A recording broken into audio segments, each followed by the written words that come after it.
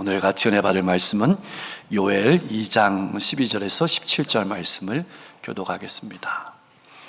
여호와의 말씀에 너희는 이제라도 금식하고 울며 애통하고 마음을 다하여 내게로 돌아오라 하셨나니 너희는 옷을 찢지 말고 마음을 찢고 너희 하나님 여호와께로 돌아올지어다.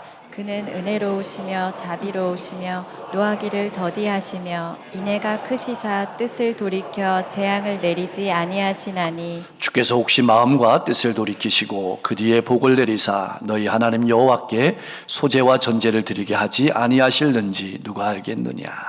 너희는 시온에서 나팔을 불어 거룩한 금식일을 정하고 성회를 소집하라. 백성을 모아 그 모임을 거룩하게 하고 장로들을 모으며 어린이와 젖 먹는 자를 모으며 신랑을 그 방에서 나오게 하며 신부도 그 신방에서 나오게 하고 여호와를 섬기는 제사장들은 낭실과 제단 사이에서 울며 이르기를 여호와여 주의 백성을 불쌍히 여기소서. 주의 기업을 욕되게 하여 나라들로 그들을 관할하지 못하게 하옵소서. 어찌하여 이방인으로 그들의 하나님이 어디 있느냐 말하게 하겠나이까 할지어다. 아멘. 요엘 선지자가 여호와의 날을 선포하고 200년이 지난 후에 바빌론의 군대가 들이닥쳐서 예루살렘과 유다를 잔인하게 짓밟고 말았습니다. 이 사실을 미리 내다보고 계시는 하나님께서는 요엘 선지자를 통해서 미리 말씀하시는 겁니다. 너희는 마음을 찢고 하나님께로 돌아오라. 나팔을 불며 모여서 기도하라. 너는 지금 잘못된 길로 가고 있다. 너의 삶은 하나님께로부터 멀어져 가고 있다.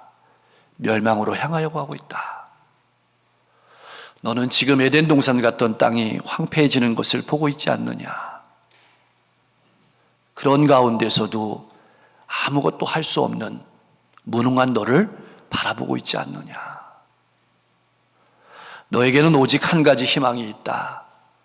금식하며 울며 애통하고 마음을 다하여 내게로 돌아오라. 회개하라는 말씀이었습니다.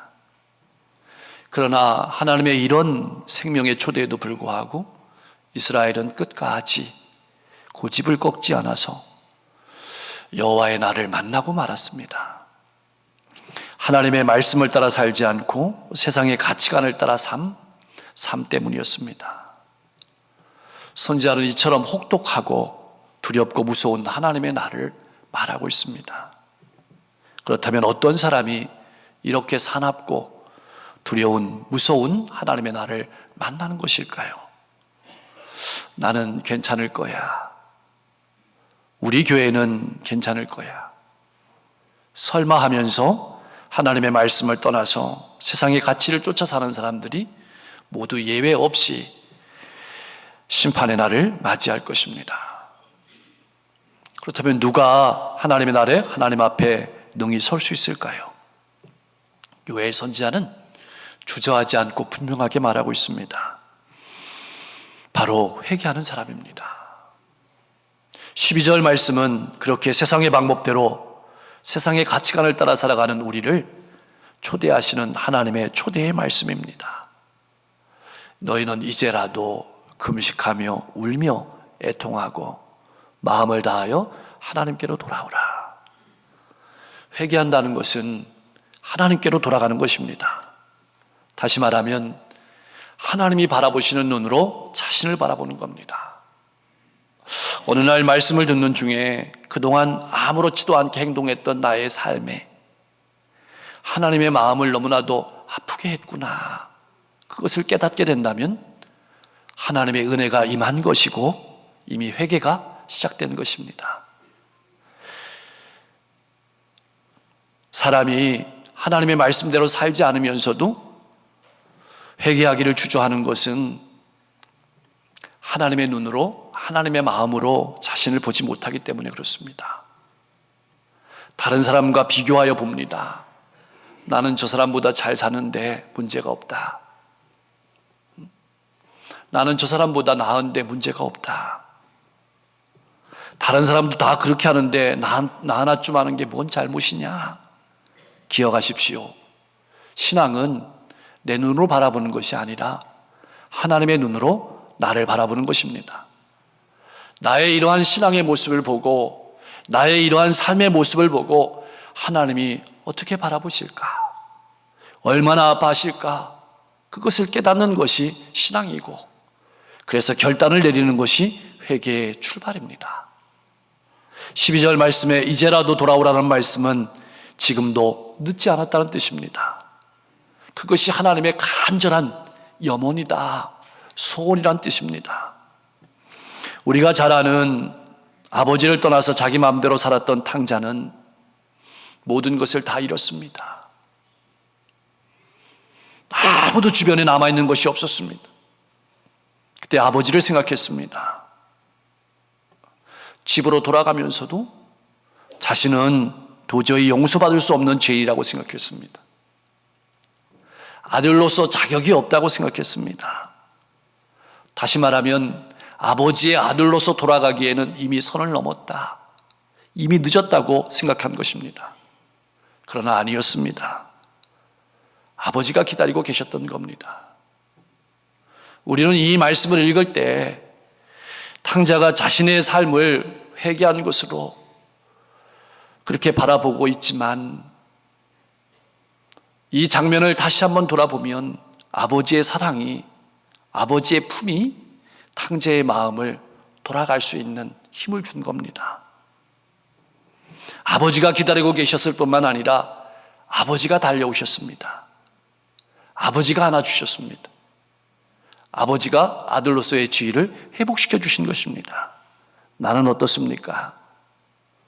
늦었다고 생각하지는 않습니까? 지금도 늦지 않았습니다. 우리 인생에 늦은 때란 없습니다. 말씀을 듣고 있다는 자체가 기회가 있다는 뜻입니다.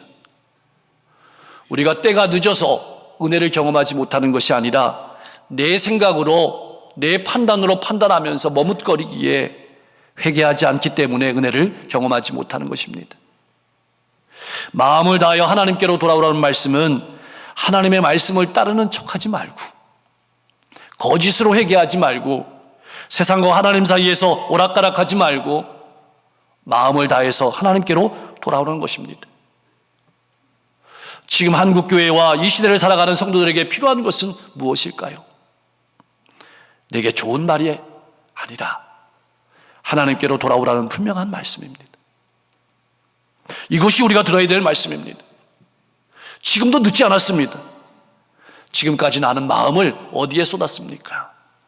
하나님께 드려야 될 마음을 다른 곳에 쏟았다면 이제부터는 하나님을 찾고 하나님께로 돌아가야 합니다. 그렇다면 어떻게 하면 하나님께로 돌아갈 수 있을까요? 이렇게 돌아갈 수 있습니다. 옷을 찢지 말고 마음을 찢고 너희 하나님 여호와께로 돌아올지어다. 옷을 찢는다는 것은 무서운 재앙이나 극심한 재난에 직면했을 때 행하는 슬픔의 표현입니다. 그런데 이러한 행동이 점차 그 본래의 통해하는 심령이라는 의미를 잊어버렸습니다. 본질을 잃어버렸습니다. 그리고 껍데기 행동만 남았습니다. 가식적이고 습관적인 행동으로 변해서 이스라엘의 외식적인 행동을 나타내는 대표적인 언어가 된 겁니다. 그래서 유다 백성들에게 회개한다는 것은 옷을 찢는 일이었습니다. 그렇게 오해했습니다. 왜냐하면 조상들이 회개할 때마다 옷을 찢었다는 말을 들었고 옷을 찢는 것을 보았기 때문입니다. 우는 것을 보았습니다. 그래서 그들은 자주 옷을 찢었습니다. 자주 울었습니다. 화가 나도 옷을 찢었고 기분이 나빠도 옷을 찢었고, 그리고 이렇게 옷을 찢었으니까 문제가 해결됐다고 생각했습니다. 회개했다고 생각한 겁니다. 그러나 하나님은 요엘 선지자를 통해서 분명하게 말씀하십니다. 회개란 옷을 찢는 것이 아니다. 회개는 마음을 찢는 것이다. 그럼 어떻게 하는 것이 마음을 찢는 것일까요? 내가 보는 TV 프로그램이 아무리 재미있다 할지라도 그것이 자녀에게 유익하지 않는다면 보지 않는 것이 마음을 찢는 것입니다. 내가 취할 이익이 아무리 많아도 그것이 부정적인 방법이라면 내려놓는 것이 마음을 찢는 것입니다.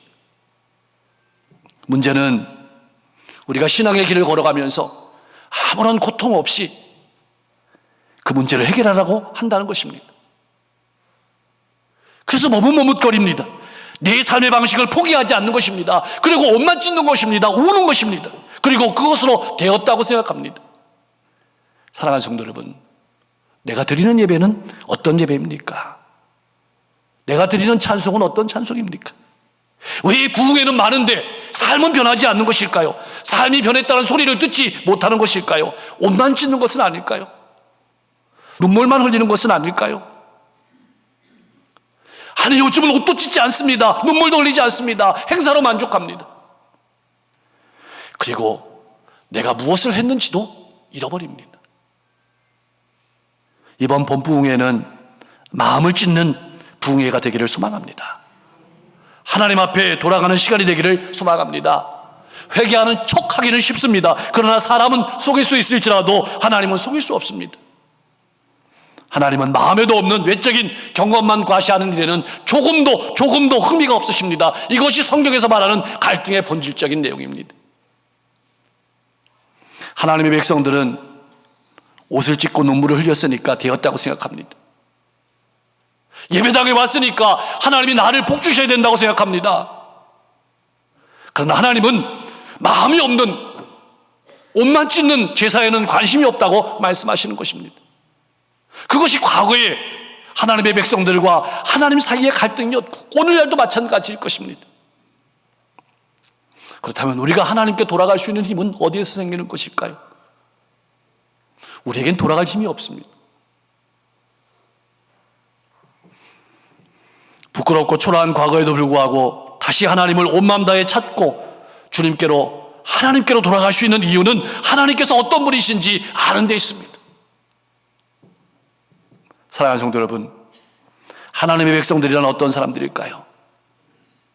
하나님의 성품을 기억하고 언제나 돌이키는 사람이 하나님의 백성입니다. 죄를 짓지 않는 사람이 아닙니다. 잘못을 하지 않는 사람이 아닙니다. 그것을 깨닫고 돌이키는 사람입니다. 왜 요엘 선지자가 마음을 찢고 하나님께로 돌아오라고 권고하는 것일까요? 하나님의 성품 때문에 그렇습니다. 하나님이 어떤 분이신지 알기 때문에 그렇습니다. 그것이 13절 말씀입니다. 우리가 믿는 하나님은 어떤 분이십니까? 심판의 하나님만이 아닙니다. 은혜롭고 자비로우시며 오래 참으시며 한결같은 사랑을 늘 베푸시며 불쌍히 여기는 마음이 많으셔서 뜻을 돌이켜 재앙을 거두시기도 하기 때문입니다. 하나님께서 이런 성품을 가지고 계시기 때문에 우리가 소망이 있는 것입니다. 우리에게 은혜를 주시기 때문에, 깨닫게 하시기 때문에, 그리고 이런 성품이 있는 하나님을 알기 때문에 우리에게 소망이 있고 미래가 있는 것입니다. 우리가 하나님을 안다고 했을 때 그 안다는 내용은 하나님이 어떤 성품을 가지고 계신 분인지 안다는 것입니다. 하나님의 주권을 인정한다는 뜻입니다. 지금 유다 백성들은 첩첩산중입니다. 메뚜기 떼가 들어와서 극심한 가뭄에 있습니다. 고통 중에 있습니다. 이웃의 적군들은 호시탐탐 무서운 공격을 준비하고 있습니다. 어디를 보아도 희망이 없습니다. 그러나 요엘 선지자는 14절 말씀에서 이렇게 외칩니다. 우리가 진정으로 회개하면 어떻게 알겠느냐? 무슨 의미일까요? 전적으로 하나님의 주권에 달려있다는 말입니다. 하나님의 용서가 보장된 것은 아니지만 하나님께서 우리에게 다시 제사 드릴 수 있는 복까지 주실 줄 어떻게 아느냐? 자포자기하지 말라, 그렇게 말씀하시는 것입니다. 회개가 무엇인지 안다면, 하나님이 어떤 분이신지 안다면 이제 남은 것은 하나입니다. 바로 하나님께로 돌아가는 것입니다. 실천하는 것입니다. 그것이 15절에서 17절 말씀의 내용입니다. 15절에는 이렇게 명령하고 있습니다. 너희는 시온에서 나팔을 불어 거룩한 금식일을 정하고 성회를 소집하라. 시온은 성전을 말합니다. 나팔을 불라는 말은 전쟁을 하라는 말이 아닙니다. 예배를 드리라는 말입니다. 그런데 이 예배는 기쁨과 즐거움의 예배가 아닙니다. 자신의 삶을 돌아보며 회개하며 용서를 구하는, 구원을 구하는 예배입니다. 그러므로 사람들을 예배 자리로 부르는 나팔 소리는 소망을 담은 메시지입니다. 그럼 어떤 사람들이 예배에 나와야 되는 것일까요? 오래 사신 노인들도 나와야 하고, 가장 어린 어린이들도 나와야 되고 뿐만 아니라 젖먹이까지 와야 되고 방금 결혼한 신랑 신부도 예배가 될 수 없습니다. 그들까지 모든 공동체가 나오라는 것은 지금이 바로 마음을 찢고 부르짖어야 될 때임을 강조하는 것입니다. 모든 사람이 합심하여서 하나님의 그대를 간곡하게 바라보아야 합니다. 지금도 마찬가지입니다. 복음을 제대로 선포해야 되고 그리스도인답게 살아야 합니다. 물질에 정직해야 되고 음란한 삶을 회개해야 합니다. 이렇게 남녀노소 가리지 않고 온 공동체가 모였을 때 제사장들은 낭실, 다시 말하면 성전 현관과 번제단 사이에서 제사장들이 먼저 기도하며 회개하며 울라고 말씀합니다. 왜 그럴까요? 하나님의 말씀을 바로 전하지 않았기 때문입니다. 그래서 유다가 망하게 되었고 주의 백성이 짓밟히게 되었기 때문입니다. 그래서 이방인들은 이렇게 조롱합니다. 너희가 믿는 하나님이 어디 있느냐? 이런 일이 생기기 전에 우리를 용서해 주십시오. 우리를 긍휼히 여겨 주십시오. 기도하라는 것입니다. 우리는 하나님의 백성이니 우리를 이방인에게 내어주지 말라고 기도하는 것입니다. 왜냐하면 그래서 하나님의 말씀이 이루어지고 하나님의 영광이 드러나게 해달라고 기도하는 것입니다. 지금도 너희가 믿는 하나님이 어디 있느냐는 조롱의 말이 들어옵니다. 분명한 것은 그러한 조롱과 멸시의 말이 요의 선지자 시대나 지금이나 하나님의 백성들이 하나님의 백성답게 살지 못하는 데서 비롯되었다는 것에는 똑같습니다. 오늘날 교회는 세상의 조롱거리가 되었습니다. 믿는 사람들은 구원받은 백성이라는 것만 자랑합니다. 정작 하나님의 자녀답게 살아가는 본질을 잃어버렸습니다. 교회 안에서는 은혜로운 직분자이지만 교회 밖에만 나가면 세상 사람들과 다를 바 없는 삶이 하나님 아버지의 마음을 아프게 하는 것입니다. 가족이 제약된 길로 걸어가는 것을 눈을 뜨고 보면서도 돈만 많이 벌면 출세만 하면 마치 신앙생활을 잘한 것처럼 여기는 삶. 북한에서는 지금도 성도들이 지하에서 눈물로 기도하는데 우리는 편안한 삶의 환경 속에서도 편안한 신앙생활만 추구한다면 지금이 바로 하나님께로 돌이켜야 될 때입니다. 사랑하는 성도 여러분, 이런 시대적인 상황 가운데서 우리가 해야 될 일이 무엇일까요? 하나님의 눈과 하나님의 마음으로 나를 바라보고 교회를 바라보고 이웃과 사회를 바라볼 수 있어야 합니다.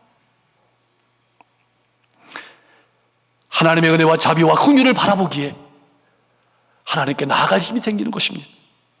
그때 우리와 우리 가족과 우리 교회와 이 지역과 민족과 시대는 소망이 있는 것입니다. 한 가정이 어려움을 당할 때 누가 울어야 하겠습니까? 그 가정의 제사장이 된 먼저 믿은 성도가 울면서 하나님의 긍휼을 바라보고 기도할 때 그 가정이 소망이 있습니다. 남편을 위하여, 아내를 위하여, 그리고 어린 자녀들을 위해서 제사장이 된 부모가 먼저 울면서 기도하십시오. 그렇다면 나라와 민족과 이 시대를 위해서는 누가 먼저 울면서 기도해야 될까요? 교회가 해야 합니다. 그런데 기도해야 될 교회가 오히려 더 타락의 길을 걸어가고 있는지 살펴봐야 합니다. 나는 어떻습니까? 말씀대로 살아가고 있습니까? 때를 구별하고 있습니까? 오늘 하나님께서 오셔도 부끄러울 것이 없습니까? 이제라도 마음을 찢고 하나님께로 돌아가야 합니다. 이런 재앙의 때 우리에게 필요한 것은 오직 마음을 찢고 하나님께로 돌이키는 것입니다. 이렇게 마음을 찢고 하나님께로 돌이킬 때 우리에게 소망이 있습니다. 우리 가정에 소망이 있고 우리 교회에 소망이 있고 이 민족에 소망이 있습니다. 누가 알겠습니까? 하나님께서 우리 가정과 우리 교회를 통해서 이 민족의 교회를 통해서 어떤 일을 이루실지, 그런 놀라운 일들을 바라보면서 믿음으로 마음을 찢고 나아가는 복된 성도님들 될 수 있기를 주님의 이름으로 간절히 축원합니다. 기도하겠습니다. 말씀을 따라 살지 않고 세상의 가치관을 따라 살아가는 나를 이제라도 돌아오라고 부르시는 하나님의 음성을 듣고 하나님께서 바라보시는 눈으로 나를 바라보고 내 인생을 바라보게 하여 주옵소서. 옷만 찢지 말고 눈물만 흘리지 말고 마음을 찢게 하옵소서. 이번 봄 부흥성회가 우리의 마음과 인생을 찢는 시간이 되게 하옵소서. 우리를 사랑하시는 하나님의 성품을 바라보며 예배하게 하시고 교육자, 교사는 복음을 제대로 선포하고,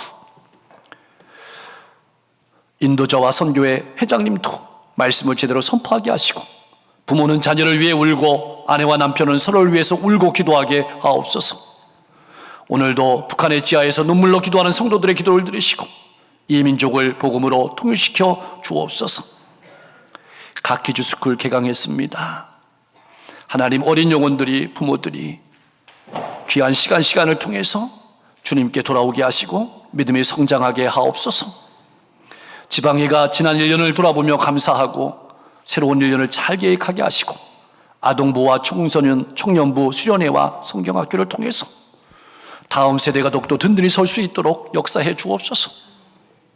3.1 구국기도회 아버지, 지역과 시대에 많은 성도들이 모여서 하나님의 은혜를 간구하는 시간이 되게 하시고, 본 부흥성회를 통해서 다시 한번 우리의 믿음을 새롭게 하고 성숙시키는 좋은 기회가 될 수 있도록 역사해 주옵소서. 어려운 시대를 성도들이 살아갑니다. 하나님, 힘있게 구별된 삶을 살아갈 수 있도록 성도들의 가정을 축복하시되, 부모는 자녀를 사랑하고 자녀는 부모를 공경하고 찬송과 기도의 소리가 울려 퍼지는 행복한 가정 천국을 이루게 하옵소서.